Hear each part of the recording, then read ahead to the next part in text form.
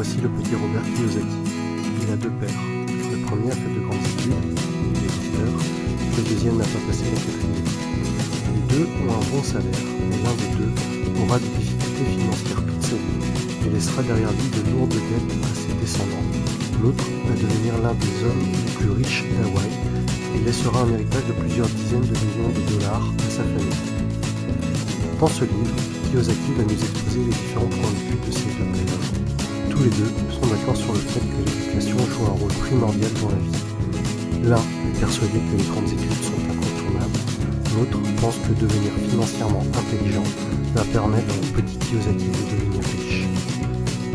Le problème avec l'éducation financière est que c'est une matière qui n'est pas enseignée à l'école, mais à la maison, avec la famille.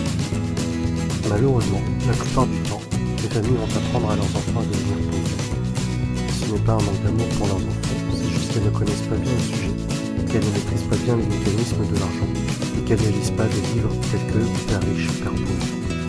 Si comme moi, vous n'avez pas de père riche, cherchez à apprendre auprès de ceux qui le sont et investissez en vous. Lisez les livres de Robert Kiyosaki, Napoléon Hill, Warren Buffett et tant d'autres. En réalité, la recette pour devenir riche est plutôt facile. Pas besoin d'avoir fait de longues études de comptabilité pour comprendre le principe. Deux concepts simples à comprendre, actif et passif. Un actif, c'est quelque chose qui va vous mettre de l'argent dans votre poche. Un passif, c'est quelque chose qui va, au contraire, vous enlever de l'argent de votre poche. En analysant un peu, tout peut être un actif ou un passif. Si vous achetez une voiture, la plupart du temps, il va s'agir d'un passif. Vous allez perdre de l'argent avec, sa valeur va se déprécier.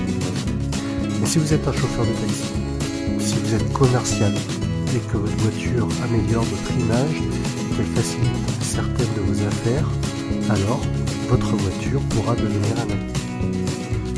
Si vous possédez une maison et que, avec les factures, les différentes taxes, les travaux, cela vous fait perdre de l'argent, alors il s'agit d'un passif. En revanche, si vous louez votre maison et que cela vous fait gagner de l'argent, c'est un actif. Voici un schéma assez classique pour représenter les pauvres, classe moyenne et riches. Les pauvres vont seulement dépenser leur argent. On ne distinguera ni de passif ni d'actif, mais seulement des achats quotidiens pour vivre.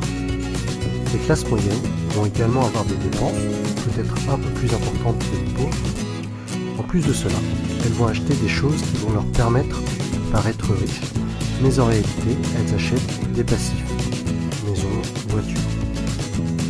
Beaucoup de ces personnes vont considérer leur habitation principale comme étant leur investissement le plus important. Mais le plus souvent, cela va leur coûter de l'argent et pas leur en rapporter. Les riches passent leur temps, leur énergie et leur argent à acheter des actifs. Plus ces actifs vont rapporter, plus ils vont acheter d'actifs. Et par effet boule de neige, les riches deviendront de plus en plus riches.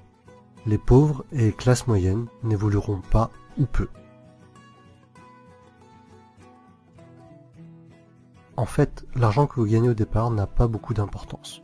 Vous pouvez très bien gagner 10 000 € par mois et tout dépenser dans des futilités en menant un grand train de vie, grande maison, belle voiture, fêtes, alcool, et au final, il ne vous reste plus rien. A l'inverse, vous pouvez ne gagner que 1 500 € par mois aujourd'hui et réinvestir tout l'argent qui vous reste dans des actifs et devenir de plus en plus riche au fil du temps, jusqu'à peut-être même atteindre la liberté financière et ne plus avoir besoin de travailler. Voici quelques exemples d'actifs. L'immobilier, la bourse, un business ou quelque chose que vous avez créé, un livre que vous avez écrit, des tableaux que vous allez vendre. Alors oui, dans la tête de nombreuses personnes, investir dans l'immobilier, dans un business, acheter des actions, c'est parfois risqué et vous pouvez perdre de l'argent. Par contre, ces personnes-là ne sont pas contre acheter une deuxième télévision à écran plat qui dans 2 ou 3 ans ne vaudra plus rien. Personnellement, je préfère perdre de l'argent en ayant essayé d'investir dans quelque chose qui peut potentiellement me rapporter de l'argent, plutôt que d'acheter une deuxième télé dont je n'ai pas l'utilité. Et au final, même si j'ai perdu de l'argent en ayant essayé d'acheter ou de produire un actif, les leçons reçues de mes échecs seront infiniment plus enrichissantes que de passer 3 heures par jour devant des programmes télé sans intérêt.